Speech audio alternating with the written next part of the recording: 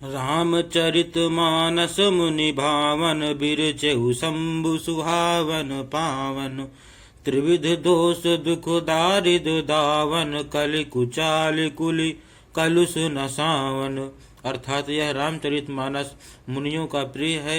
इस सुहावने और पवित्र मानस की शिव जी ने रचना की। यह तीनों प्रकार के दोषों दुखों और दरिद्रता को तथा कलयुग की कुचालों और सब पापों का नाश करने वाला है। रचि महेश निज मानस राखा पाई सुषमऊ शिवासन भाषा। ताते रामचरित मानस बर धरऊ नाम ही हेरि हरिष हर।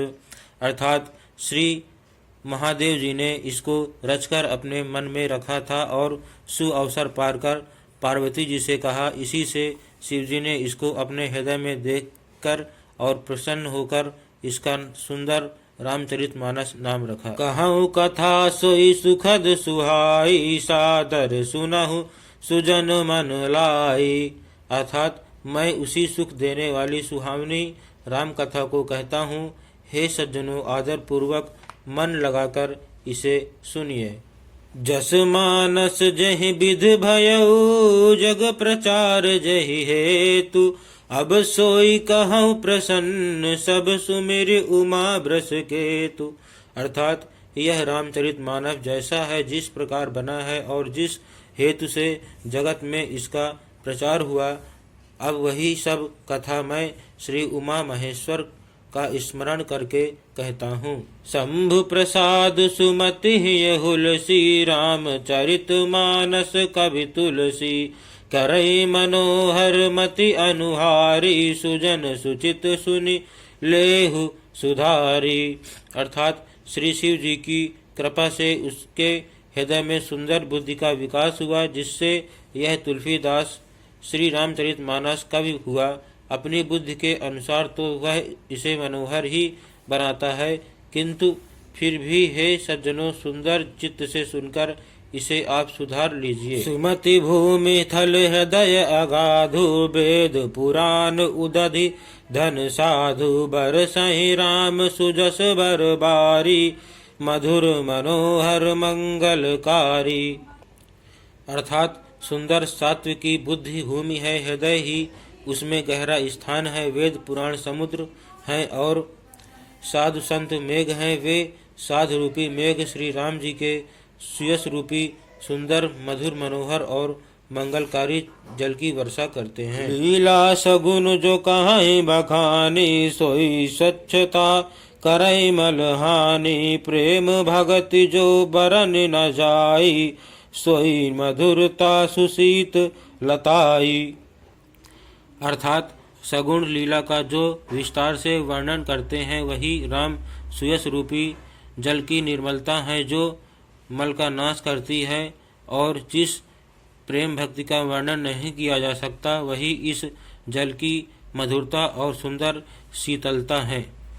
सो जल सुकृत सालिहित होई राम भगत जन जीवन सोई। मेघा महिगत सो जल पावन सुकिल श्रवण मग चले सुहावन। भरे सुमानस सुथल थिराना सुखद शीत रुचि चारु चिराना। अर्थात वह राम सुयश रूपी जल सत्कर्म रूपी धान के लिए हितकर है और श्री राम जी के भक्तों का तो जीवन ही है। वह पवित्र जल बुद्ध रूपी पृथ्वी पर गिरा और सिमटकर सुहावने कान रूपी मार्ग से चला और मानस हृदय रूपी श्रेष्ठ स्थान में भरकर वही स्थिर हो गया।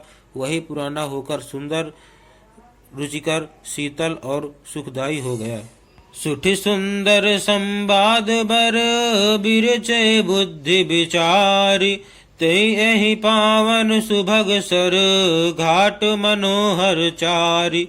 अर्थात इस कथा में बुद्धि से विचार कर जो चार अत्यंत सुंदर और उत्तम संवाद भुसिंडी गरुण शिव पार्वती यज्ञवल्क भरद्वाज और तुलसीदास और संत रचे हैं, वही इस पवित्र और सुंदर सरोवर के चार मनोहर घाट हैं। सप्त प्रबंध सुभग सोपाना ज्ञान नयन निरखत मन माना।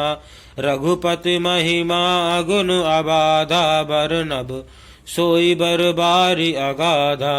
अर्थात 7 कांड ही इस मानस सरोवर की सुंदर 7 सीढ़ियां हैं, जिनको ज्ञान रूपी नेत्रों से देखते ही मन प्रसन्न हो जाता है। श्री रघुनाथ जी की निर्गुण प्राकृतिक गुणों से अतीत और निर्बाध एकरस महिमा का जो वर्णन किया जाएगा, वही इस सुंदर जल की अथाह गहराई है। राम सीय जस सलिल सुधा सम उपमा बीच बिलास मनोरम पुर इन सघन चारु चौपाई जुगति मंजु मनिपसीप सुहाई। अर्थात श्री रामचंद्र जी और सीता जी का यश अमृत के समान जल है। इसमें जो उपमाएं दी गई हैं वही तरंगों का मनोहर विलास है।